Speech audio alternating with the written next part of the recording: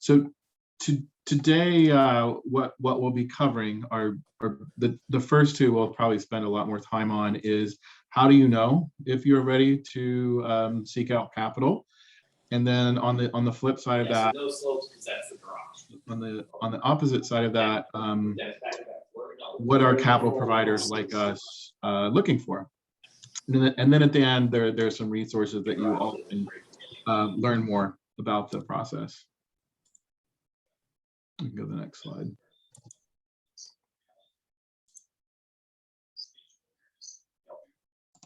And I am Rebecca Fletcher, and I work with co-ops in Western Mass and Western Connecticut. Same job as Chris, but just further south. So we're going to start with this question: how do you know if you're ready for capital? And if you want to take a stab at answering it, you can throw an answer into the chat, or feel free to raise your hand, or just come off mute and give an answer if you want to. You could also tell me if you think your co-op is currently at a place where you think you're ready for capital, or you think you're ready for more capital, and a little bit about why.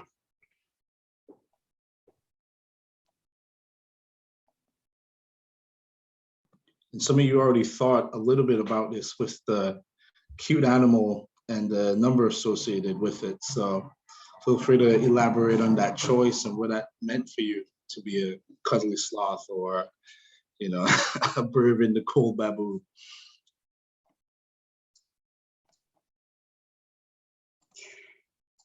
All right, so we can move on to the next slide.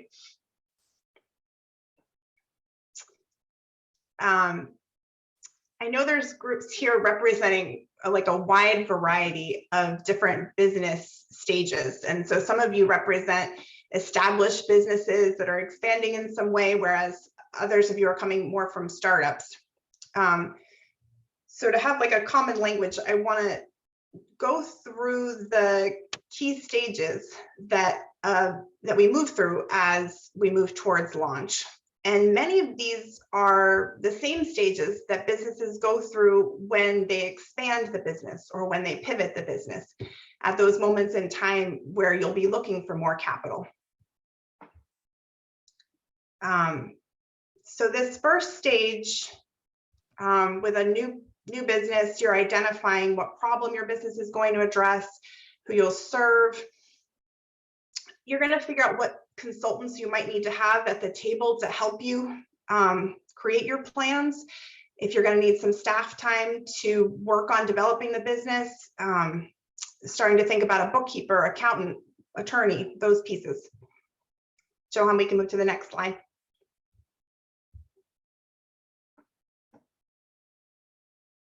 And then at that next stage, you're really refining the concept and starting to figure out the feasibility of what you want to do. And that feasibility assessment is going to be something that happens every time your business is looking at expanding or changing in some way or acquiring a new property. All those kinds of moments in time are going to warrant often a market study, you know, or some other kind of way of checking out what's happening and seeing if your plan makes sense within that. You'd also be looking at developing your legal structure at that point, figuring out what is the most appropriate ownership structure. And then it's time to exist legally when you've got a startup. And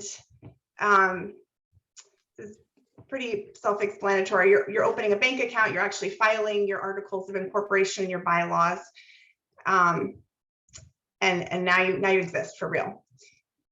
Johan, next slide, thanks. And then your business planning process will start with you really thinking about what expertise do you need? Do you need to bring somebody in to talk about your pro forma? Just back one slide, Johan, thank you.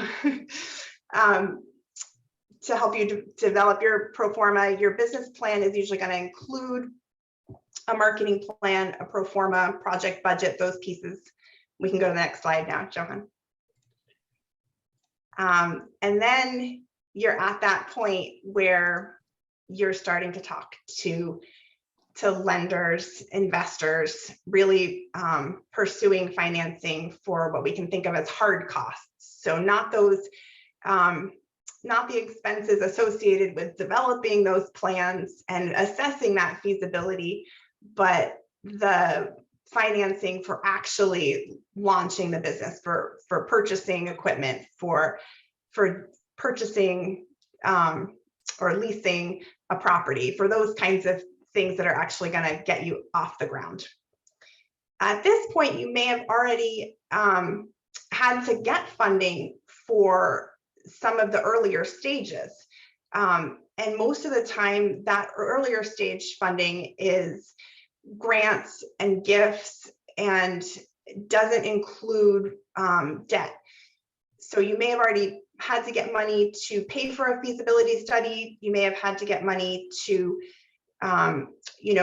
do a bunch of these, staffing some of the earlier phases. But this will be the first point where you're probably approaching lenders. Johan. Yeah, thanks, Rebecca.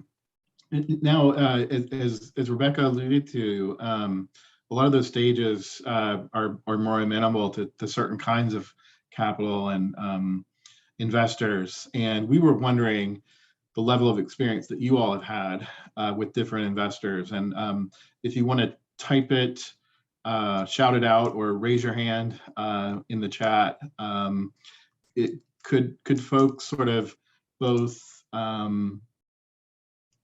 mention what kinds of investors they have seen, but also what their experience has been with those types of investors, if anyone would like to share.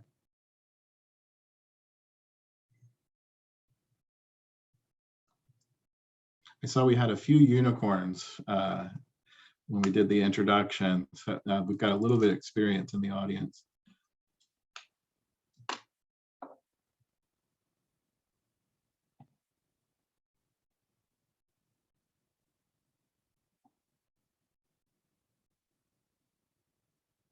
And Rebecca already mentioned one, banks at that sort of end of the stage of being a startup. But what are the other types of capital sources out there?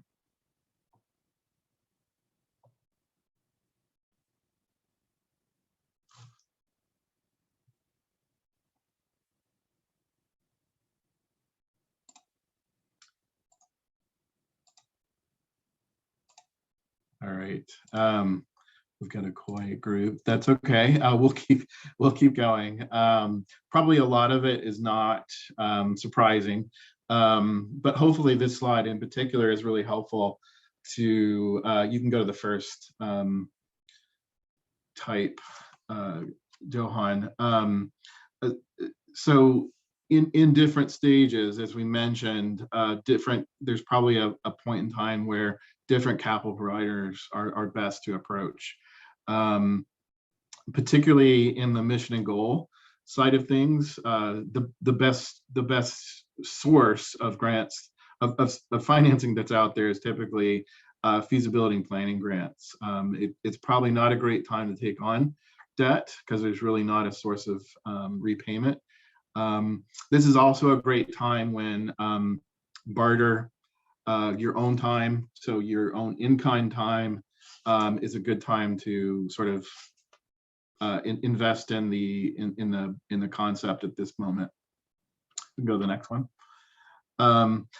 Creating the business model and feasibility. This is kind of when you can start getting momentum within your community in the greater sort of ecosystem, and looking towards donations and crowdfunding with friends and family and folks in your network at the business model and feasibility study level. The next one, similar to the donation crowdfunding, getting into bylaws and incorporation. the concept, the business is becoming much more concrete, and you can actually start looking towards your community and potential members of your cooperative and asking for member loans, typically that are lower interest rates. Probably don't expect to be paid back anytime soon, but this is a moment, even before sales, you can start asking for loans as well as grants. At the business and marketing plan side is when you can also look at more informal types of loans, and even equity, meaning not loan that someone, either a member owner who would be a Class A type shareholder, or even within cooperatives, you can have outside investors, but they can't have a seat on the board or make votes. You can seek out equity investment. It's a little easier. You don't have to pay that back on a regular basis. And then finally, as Rebecca mentioned, at the startup, financing and launching is when you really start buying the equipment, the inventory of goods, renovating a building, whether you lease it or not, and is when you often approach more institutional lenders, particularly banks, sometimes credit unions. So we hope that last slide will be useful for you all to kind of refer back to. It's not precise either. A lot of times at the startup phase, you'll have all those sources that we mentioned from the concept stage to the launch stage also contributing. So it's not black and white. You can also, they often come in different places. This slide is for a resource for you all in terms of typically within cooperatives, what kinds of financing that we see. You and your networks is, your members, your broader community, your family. There are ways to do that in a more formal way with the websites that you may know of, like GoFundMe and Kickstarter. Then in particular, in the last 10 years, there are these non-bank lenders. Generally, they're often virtual platforms that can provide business financing. They're quite fast in approving. Sometimes you have to be a little careful of them as well, because some of them don't have the greatest reputation. The third type is impact investors. These are often foundations or corporations who have foundations who might have a particular link to your community or the kinds of activities that you have, perhaps in the food system or in the medical field or the childcare field, who are interested in providing equity or debt.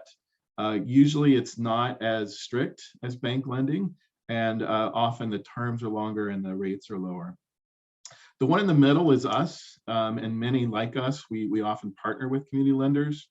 The CDFI is a formal title. If you see that, basically it means that we're lightly regulated by the US Treasury. We're all mostly nonprofits. We've provided a few others that are out there, and we can certainly connect you with others. And often, like I said, we partner together and lend together. We're generally more flexible. We're not as worried about what, collateral, what's the value of the building that you're buying and that sort of thing. So we're generally a little bit more flexible on how the loan is structured, but also in being more comfortable with projects that often may get turned away by banks, to be honest. That's our job. The next to last one are government programs. There are some programs. These are good for when you are ready to launch. Sometimes community development block grants, CDBG funds can help you buy land and buildings. Your local city or town often has those funds. You can ask them. A lot of times these can be longer terms and less expensive. They can be hard to get. They're quite competitive, but that's something our TA team and others on this team can help you wind your way through. And the final one is the more conventional way, banks, credit unions. They can't, often you already have a bank account. We recommend you start there when you talk to them, but they can be very risk averse. And so they often, particularly if you're a startup, probably would not lend to you until you're about 2 or 3 years into the business. So that's just a sort of highlight. And often, like I said, there's a good mix of all 5 or 6 of those when you're ready to launch. Yeah. We can go to the next slide. So I went over a little bit of the pros and cons of the different types of capital. I was wondering if anyone else in the audience would like to share sort of what their impressions are of some of the providers that we talked about, from having your individual networks, your family and your friends and your cooperative members lending to you versus going all the way up to regulated banks and credit unions. If anybody wants to sort of add their own experience with these different types of investors. Good and bad. We'll take the good and bad for sure. None of us are perfect. That's for sure. Yeah, Raul. Yeah, so I think one of the other alternatives that emerging cooperatives are looking into is like lending circles, right? This is a different, for the same reasons of why like traditional lending institutions might not work or might not be accessible to these groups.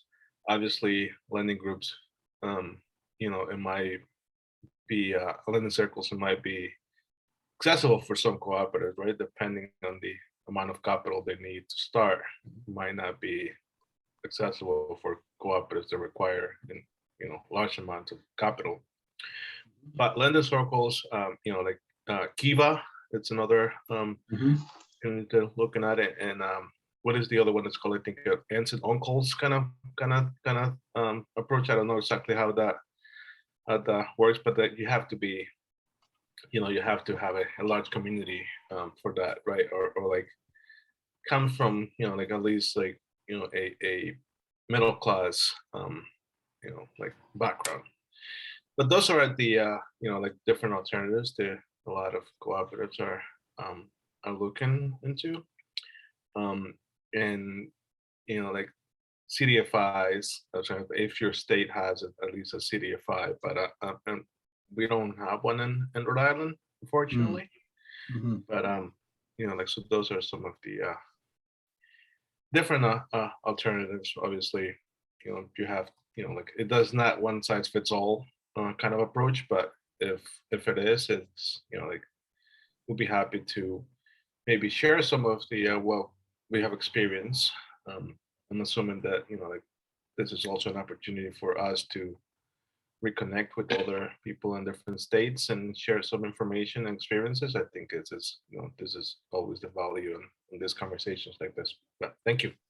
Yeah, no, absolutely. That was really helpful. Yeah. Lending circles are really interesting, where it's sort of a self-financing, community financing. I think it's a great thing to explore. And there's different groups that you sometimes you can do it through your church or a religious institution, work, that sort of thing. Kiva's a great one as well. Thank you, Raul. And they're national, so they'll go into any state. And we do know, I do know some folks there if you all would like to be connected. And what often helps, particularly for banks, I'm a former banker myself. I call myself a reformed banker. Often the bankers don't want to be the first dollar in.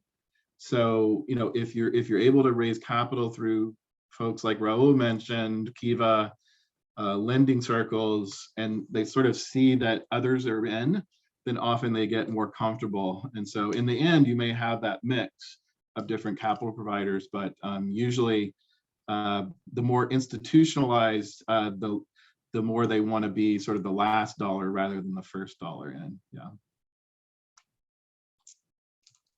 Thank you for sharing. That was great, Raul. So a little bit, actually Raul kind of covered a lot of what I, in this slide, crowdfunding or lending circles. There's lots of different versions, but really the difference here that we're showing is kind of institutional organizational, which would include banks, but also foundations. Foundations are regulated as nonprofits. They have their own missions and boards, versus crowdfunding. It's really about the relationship and the trust that you have. The great thing about crowdfunding is it can be relatively easy and flexible. It can also be administratively difficult, just keeping up with lots of individuals who are, and that's the nice thing about institutional lending and investing, is you can get a really large amount with just dealing with one entity rather than many entities. Go to the next slide. And then the next one that we wanted to sort of just many of the different flavors that we showed, some like foundations do equity and or debt, but the important thing about equity versus debt is equity, typically you don't have regular monthly payments. Often the kinds of returns that they expect can be deferred or delayed, 5-7 years out. It's generally called patient capital. That especially when you are a startup, you're not quite sure what your revenues are going to be like. The more equity that you can bring in, probably the better. Just because even if we do a good job with the projections that we'll cover later, oftentimes those projections aren't perfect. So the equity really provides a cushion. The nice thing about term loans is, just like the institutional debt, often it's much easier to raise more loan debt than it is equity. And so if you had a $2 million budget, for example, often what you might see is $1.5 million of that is probably loan debt and 500,000 is equity. It's a little simpler.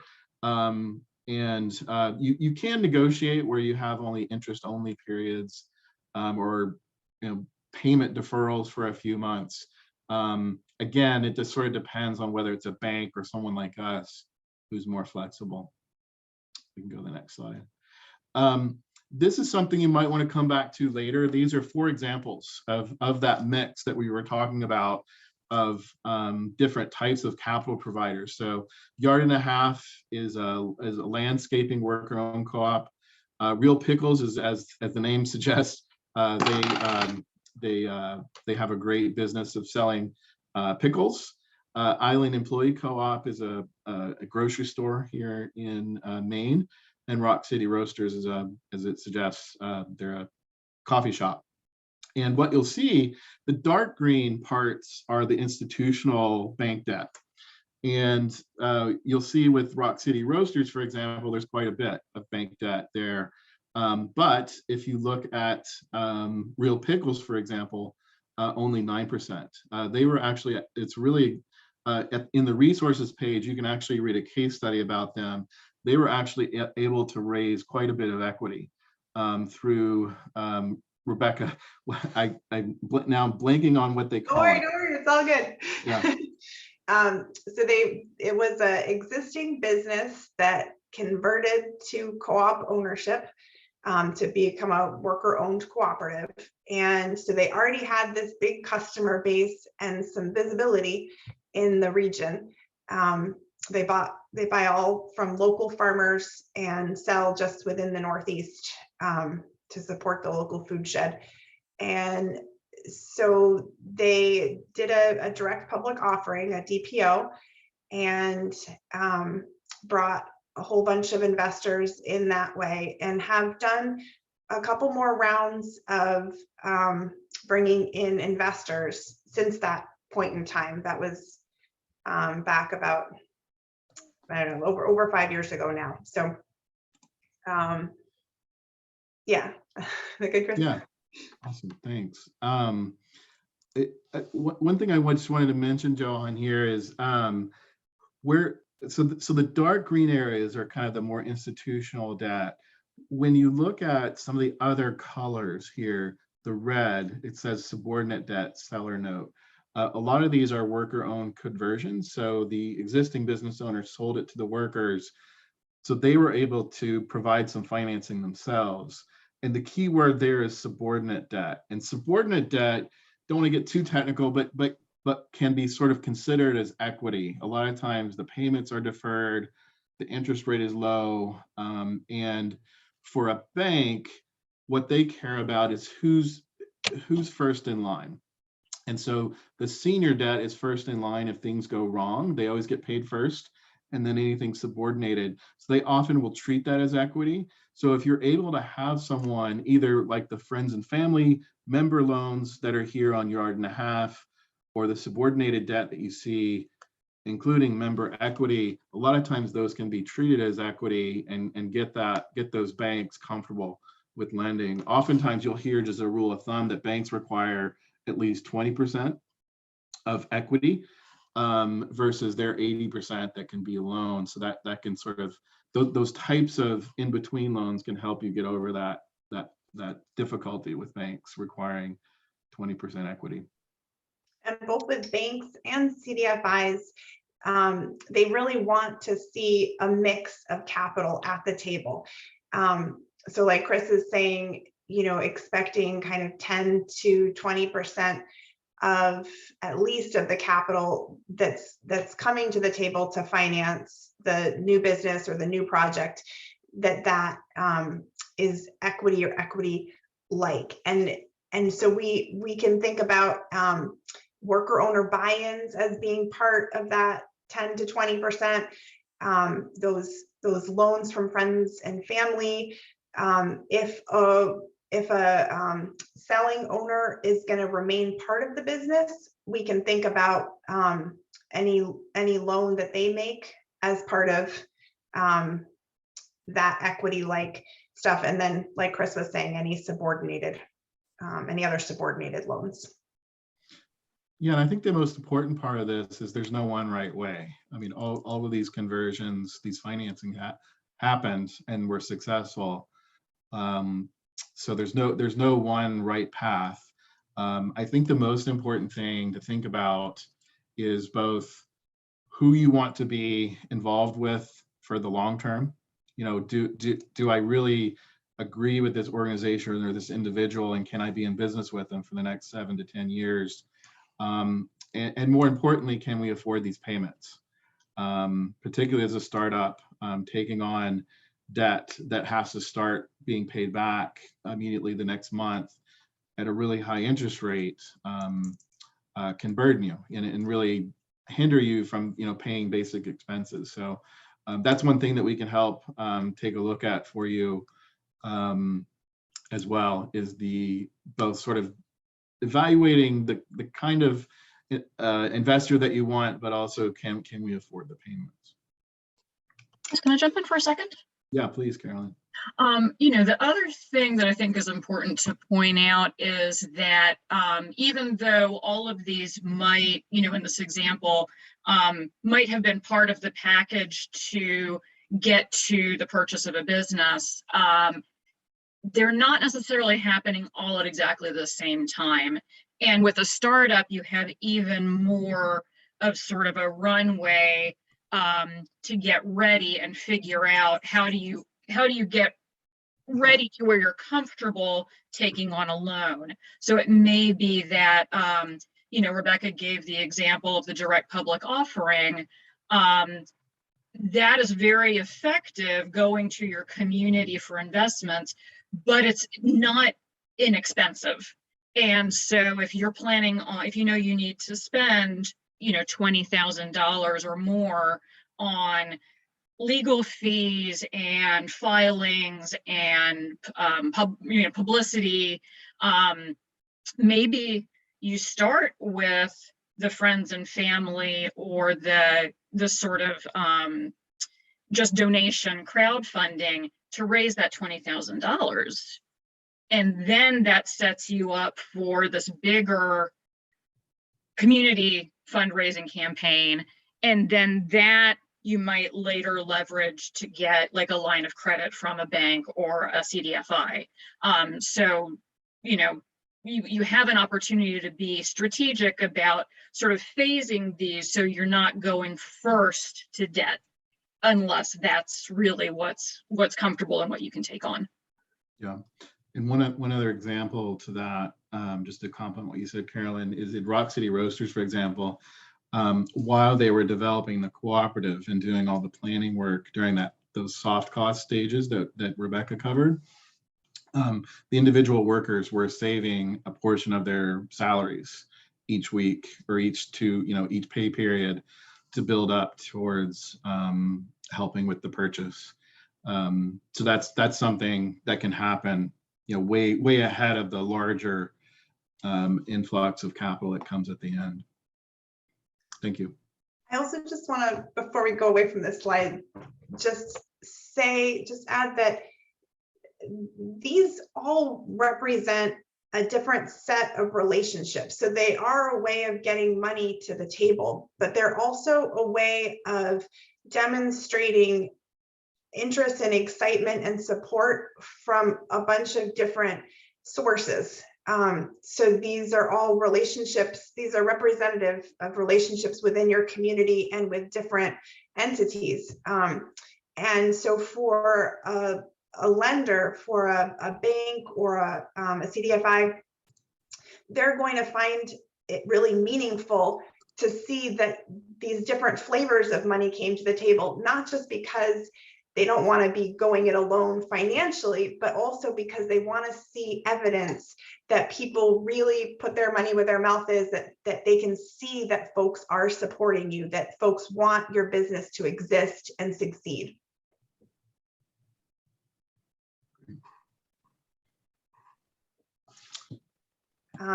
So before we shift gears, do you want to just take a second for questions or observations or experiences that folks have had?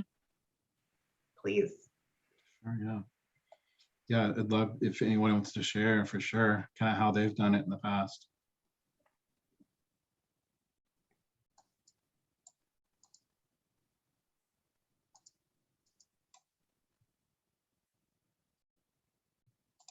And if you have comments or questions as we go forward, it's a small group, so feel free to come off mute. It's actually hard for the presenters to see all of your faces at once.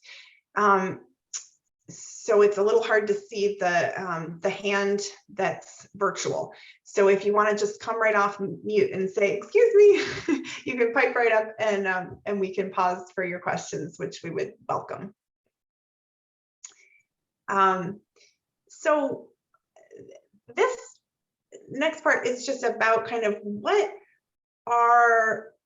is motivating these different sources of capital. Why do these different types of entities want to be involved? So traditional banks, you're probably the most familiar with. They're for-profit businesses that have shareholders, and they're trying to get profit for their shareholders in the course of their business activities. They're going to be wanting to make a loan that gets repaid. And so they're going to be evaluating your business in a similar way to other lenders, where they're looking at the 5 C's of credit. The traditional bank might also have a goal of economic development within their community or service area. And then that differs a little from, community development financial institutions like CFNE, which are mission-based and are often nonprofit organizations. And they have a range of these kind of charitable purposes, right? They often are trying to further groups that are working on affordable housing or support underserved communities. They might have a goal of helping women or BIPOC-led businesses to succeed, or folks from economically disadvantaged stuff. They might have, like us, a goal of serving cooperatives or new businesses or small businesses or micro enterprises. And they might also provide technical assistance business development support, financial literacy, and other kinds of training like that. So they have kind of a whole range of different things that they're going for. And then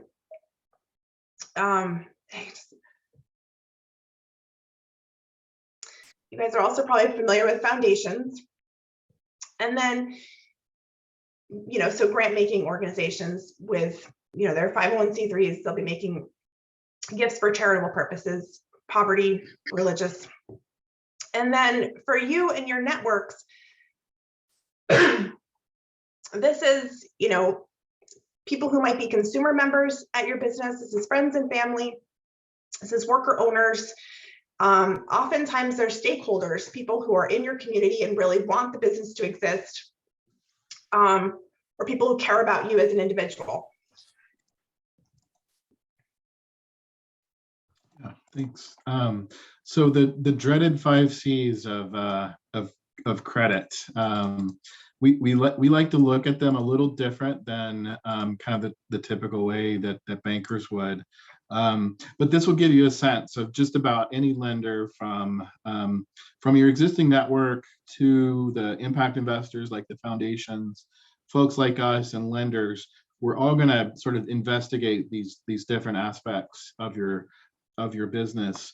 What I would say is consistent for all types are the top 2. Conditions basically just means what are you selling and who's buying? Is there a real market for the service or product that you're selling? And that's, you know, all of us are going to care about whether there is a decent sized market for you. The other is capacity, and that has to do with both the team that you've put forth, but also just the business's ability to pay back the investment. So really it's about cash flow in a lot of ways. And can you afford to pay us back? Because even as a nonprofit like ourselves, we have to be paid back. We're not a charitable institution. The reason being is we want to help the next cooperative down the line. So those 2 aspects are really consistent across all the lenders. Where it's a little different are on the bottom 3. Capital is really how much are you putting in yourselves, the equity side of things, and that can include the equity-like types of capital that we talked about, and just the support from the community before you start approaching those institutional lenders like banks. We also like to look at sort of, we Cooperative Fund look at your human capital and kind of how much in-kind time have you put into this and bartered with, you know, for legal services and things like that. So it's really about the amount of effort you put in and not just about the financial capital. Collateral is a technical term that basically means the hard physical things that you're going to buy for the business that you might be able to put forth to reduce the potential risk for a lender. So that includes buildings, equipment, inventory, and we as a nonprofit lender do look at collateral. We generally are not as strict as a bank would be. Generally, a bank would only be willing to lend sometimes 50–60% of what they think that collateral is worth. So let's say you have a building worth $1 million, they may only want to lend you $700,000 against that building. But the trick with collateral is if things don't go well, if you don't pay them back or you close shop, they can take that building and sell it to pay themselves back. Some banks do take personal collateral, either a guarantee, or I've even seen lenders take personal home mortgage, second home mortgages. We generally don't do that. But sometimes banks will require that, either personal guarantees or putting up your own cash from your own bank account. So we try to be a bit more flexible and not as strict. The fifth one is something that we like to sort of reinterpret, the 5th C. Typically, you would see that as credit, meaning credit score. We generally, because of some equity issues around credit scoring, But also, particularly for startups, you can't really look at someone's credit history when they're just starting out. So it's more about the communication, not only with us and working with us, but also the communication you have within your cooperative and how well you work together. Has everybody decided what their different roles are? Have you set up a good board and governance system? Those are really the important pieces, and how you're working with your wider community are ways that we try to look at what typically would be your credit history. It's more about the communication levels that you have internally and with us and others. We go to the next slide. Yeah. The final piece that we wanted to cover was really getting to, let's say your proposal to the different lenders they're ready. You're ready to submit it and have that hard conversation. We wanted to sort of point out, sometimes you can have a 50-page business plan. We're a little bit more flexible. You know, you can a 5-page executive summary or something like that can be totally fine. But a lot of times different lenders will really hone in on, really focus on certain elements of that business plan. And so we wanted to cover 3 of those today. First, I wanted to give a chance to the folks on the call of, you know, what do you all think that lenders really spend a lot of their time on in deciding whether to lend to you or not? What are some key areas?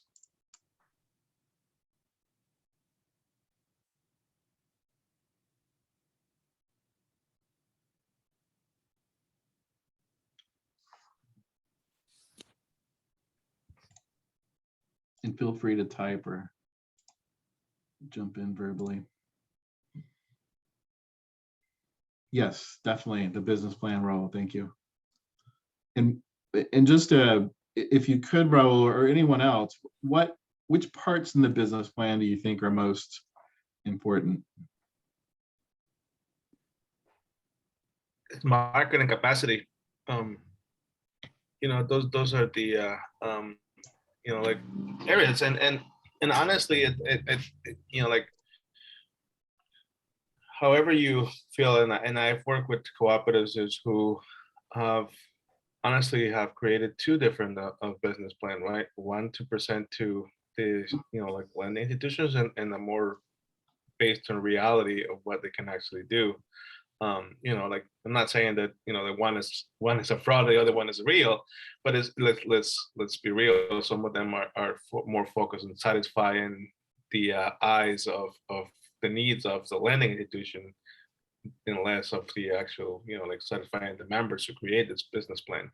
Mm-hmm. But the point that I wanted to make is like, it really, like, you know, like, is there a market, and you have the capacity to provide that, you know, like to satisfy that market. And I think those are very important, whether you, you know, like, whether it's not the most attractive part of starting a business, I think it's crucial to be, you know, mindful that those are very important factors. And but yeah, I think those are the things that most lending institutions pay close attention to. Right. Yeah, definitely. Yeah, and I think Ken in the chat complimented what you said, Raul, which is taking a little further is, you know, is there a market, but then also does it fit the circumstances of what you're planning? So for one example might be coffee shop, you know, Rock City Roasters that we just talked about.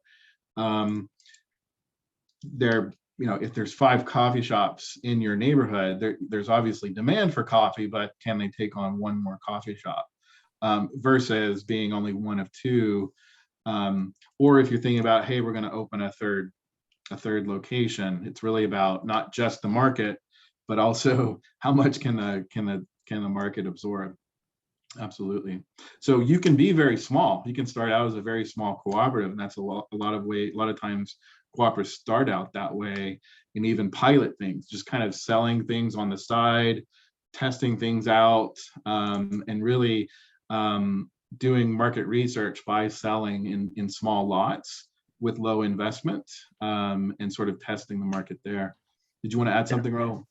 Yeah, this one, just another one, and now, like what you said about, absorbing the market. I also seen a, over saturation of the market, right?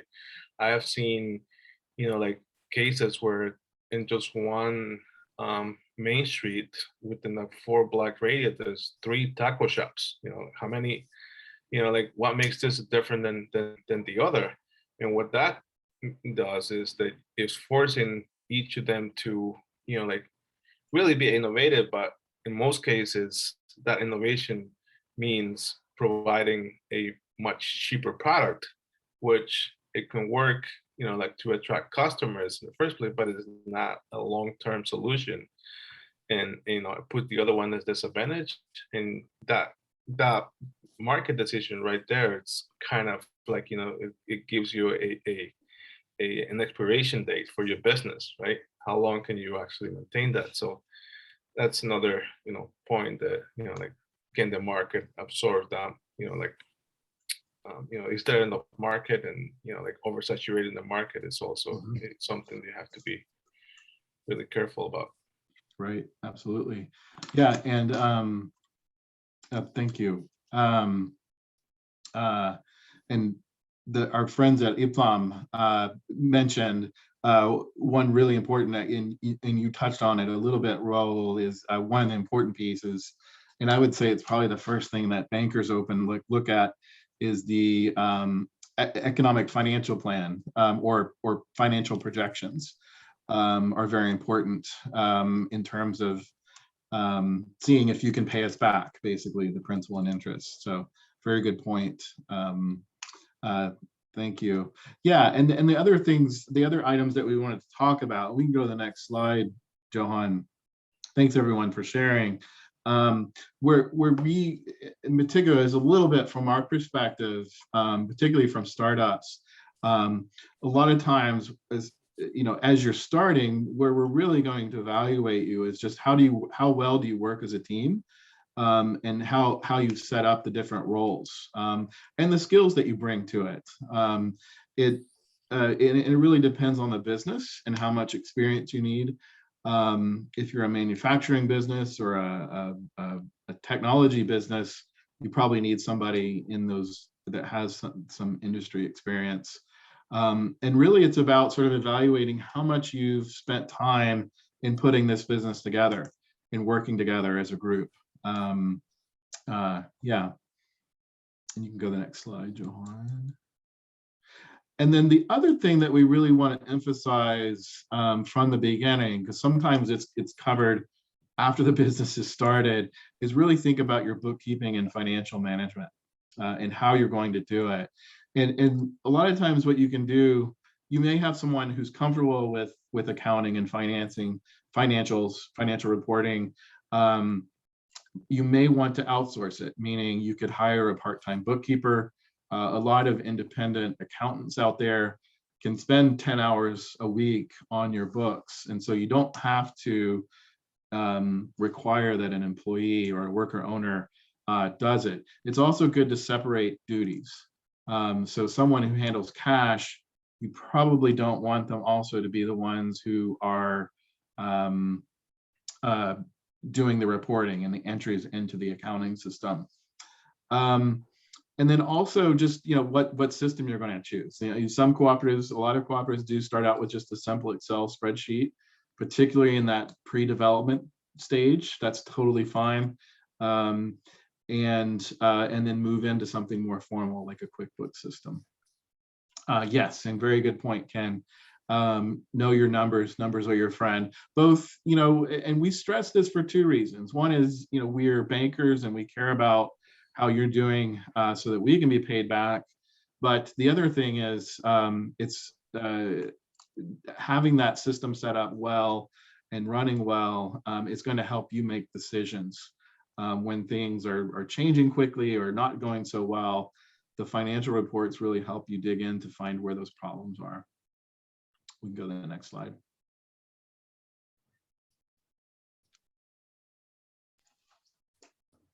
And also to follow on what Chris was just saying, as your business evolves, that financial capacity might need to evolve too. If you at one point had a bookkeeper at 10 hours and your business grows and is substantially larger, you might need to have somebody spending a lot more time than that on your financial management. So again, as you come to a lender, they will be looking at those things too. Like, does your capacity to manage the business financially, does it match up with the stage your business is at and the need?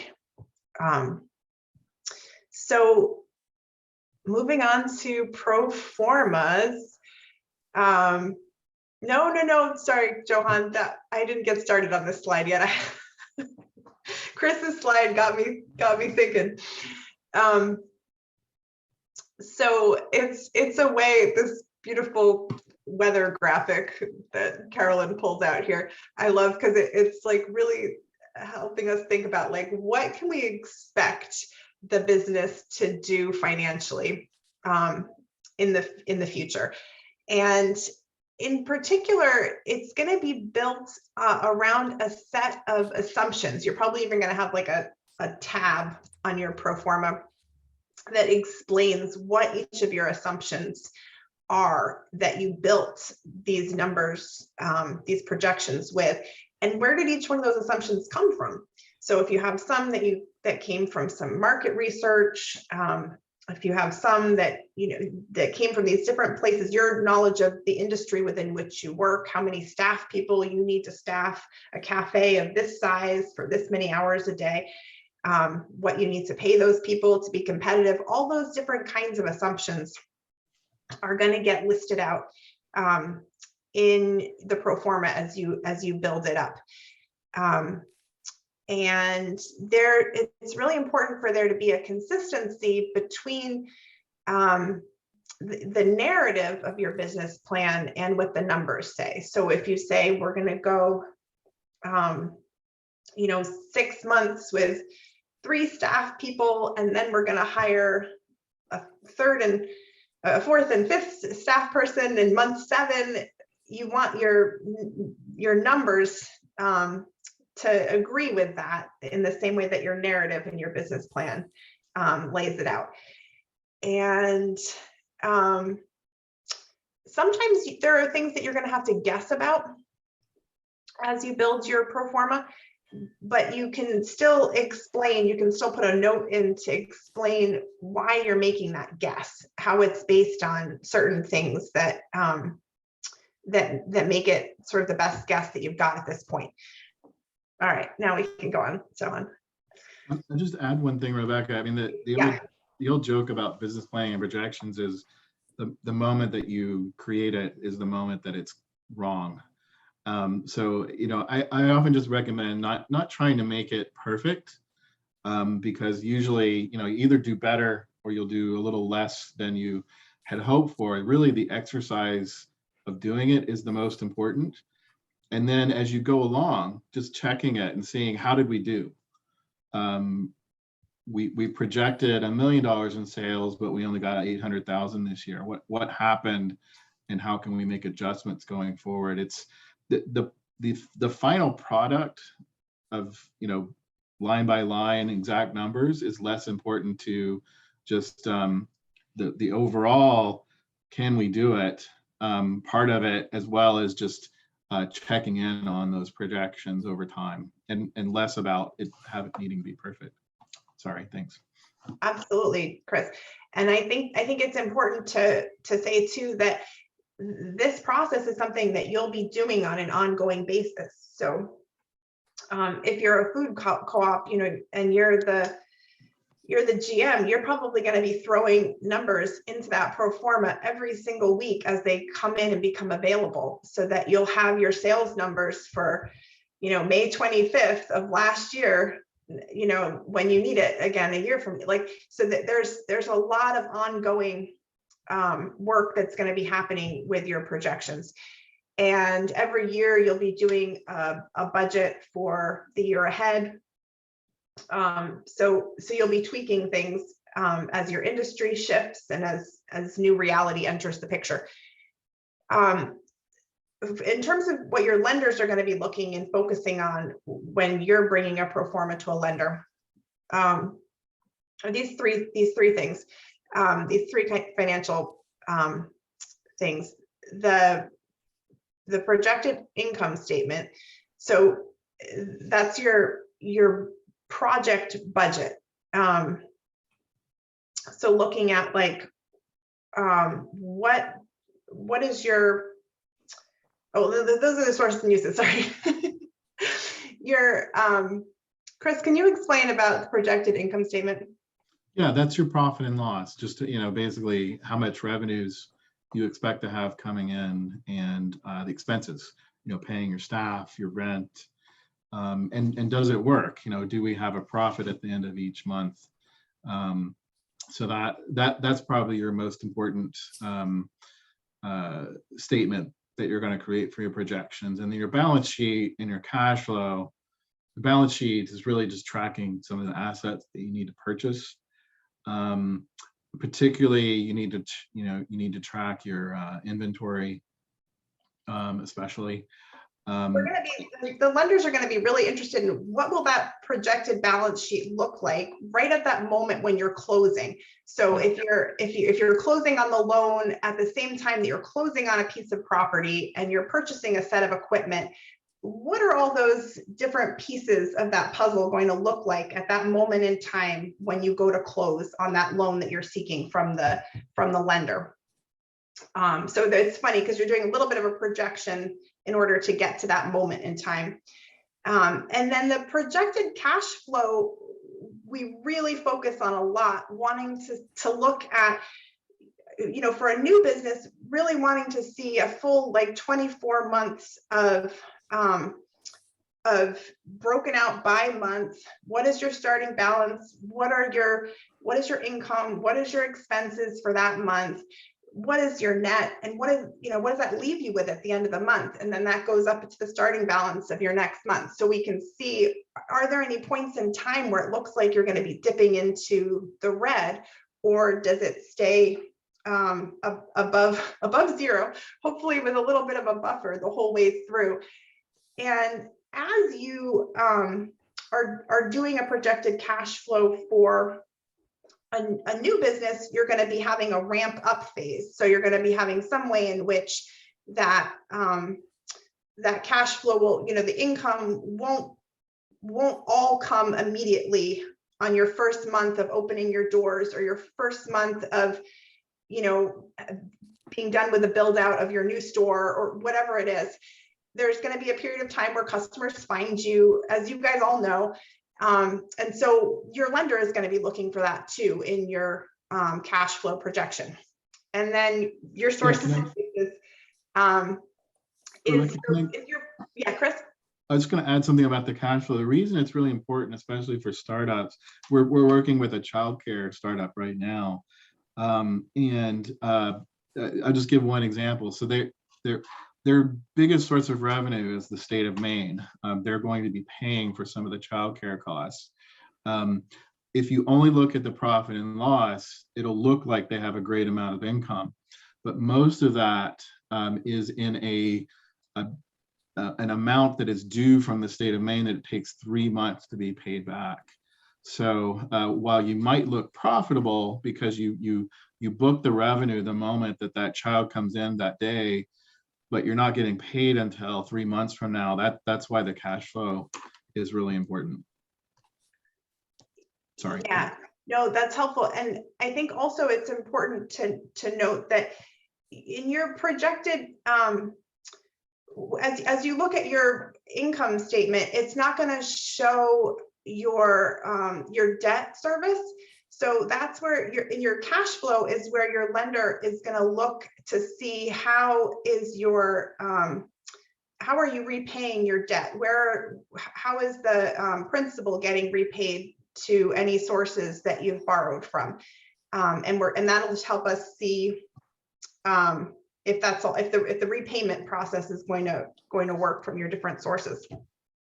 And then the sources and uses.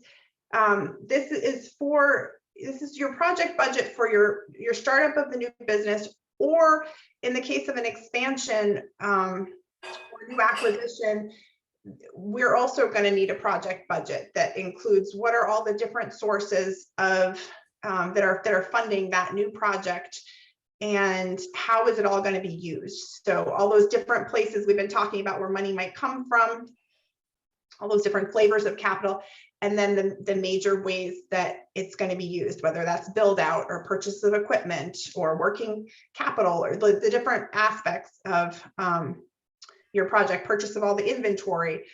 That's where you're going to lay those things out in the project budget. I'm not going to go into the stuff on the right hand side because I want to throw it back to Chris so we can finish up. Yeah, and I just one last thing, and we can go to the next slide as I talk. I think just one last thing about the projections is that's probably one of the more technical things that you have to do for a business plan, and you might need help. We can certainly point you in the right direction and help you with your projections. And there, depending on your state, there are organizations that we partner with many times. Cooperative Development Institute, for example, but lots of others, both in helping you either come up with a template and you create it, or helping you create it in tandem. So you don't have to.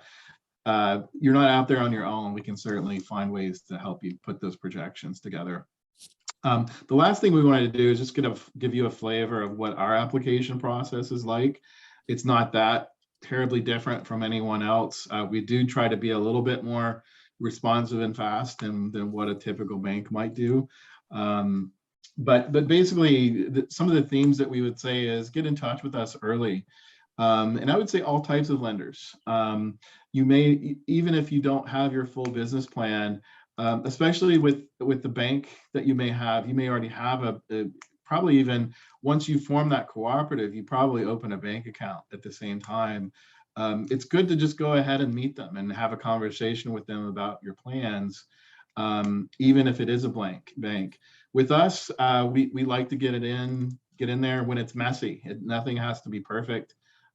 Like I mentioned, we and a lot of community development lenders like us have technical assistance teams like Johan and Carolyn and Maggie that are on here who can help you work through it. So you don't have to sort of be worried about needing a perfect business plan before you talk to us. The different steps, generally have an introductory call on assessing. Then we start collecting documentation that can take 2 to 3 weeks, depending on how things are ready. We generally ask that documents be with us 30 days ahead of time before our loan committee. It meets the third Thursday of every month, pretty much. We also, in the meantime, like to do a site visit, meet with you all in person. And if there's a location involved, we like to visit the location and see how things are going. And then, like I mentioned, we have a loan committee of different community members, mostly within the cooperative world, who help us make our loan decisions. A lot of community development lenders have that. Banks have actually moved away from loan committees, so it's more individual. There's a lot more technology involved in making loan decisions now. And generally, once the loan committee says yes, it can take 30 to 45 days to get to what we would call closing, which means when we transfer the funds over into your bank account.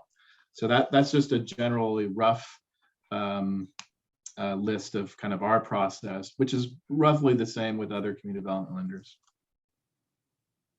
And then this is a list. I'm not going to go over it, but and Rebecca covered a lot of it. But these are the kinds of things that we look to collect in an application.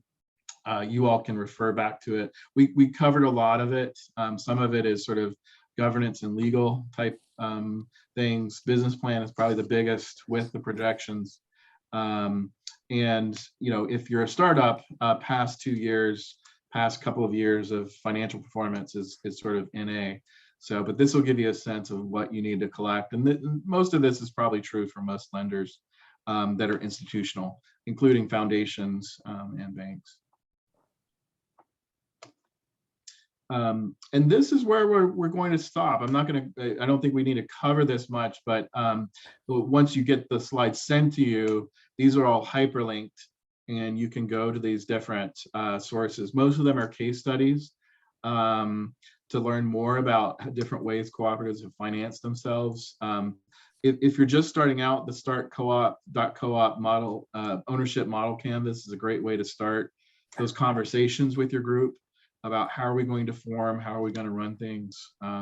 But we're here, and all our partners throughout the Northeast are here to help. So you're definitely not on your own. But I think, I don't know how much time we have, Carolyn and Johan, for questions, but yeah, we hope that was helpful. Yeah, absolutely, Raul. Feel free to raise your hand or jump on. I think we're still a small group. And do please feel free to reach out. You'll have both of our phone numbers. I'm going to put my phone number in the chat because that is neither my phone number nor my email address. But do feel free to reach out to Chris and I individually if you want to get in touch with us. That's my phone number if anybody needs to get in touch with me. Perfect. And to Rebecca. Carolyn can tell you how to get in touch with me. And for those of you who have more questions on the financial projections slide that we spent some time on, we have an upcoming workshop next month, June 25th, called Make a Statement. So this is gonna help you take that next step and make a statement to a potential capital provider. All right, see you then. You should be able to register for that soon, and we'll have the link in our newsletter. If you haven't signed up for that, go to our website and sign up for our newsletter, the Co-op Monthly, and you'll get all that information.